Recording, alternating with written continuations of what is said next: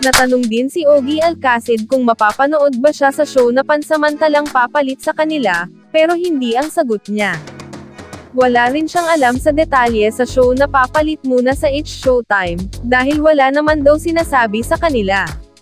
Pero pahinga nga raw muna siya habang suspended ang kanilang show. At si Meme Vice Ganda naman ay mukhang hindi pa decided, kung ano ba ang gagawin nila ng mister na si Ayon Perez habang pahinga sila ng 12 days. Isang malapit kay Meme Vice ang tinanong, kung mag-a-abroad ba ang unkabogable star kasama si Ayon, pero hindi pa raw sure.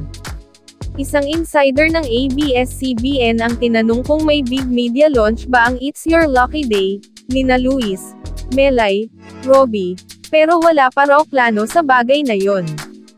Eere ang It's Your Lucky Day, simula sa October 14 at hanggang October 27 sila mapapanood. May big welcome back show naman ang It's Showtime, on October 28.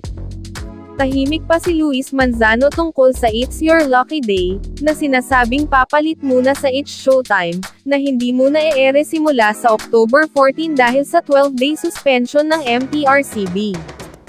Nang kumalat na ang chika tungkol sa 12-day noontime show na iho-host ng mister ni Jessie Mendiola, kung saan ay makakasama nga raw ng TV host actor sina Melay Cantiveros, Robbie Domingo, at ibang Star Magic Young Stars.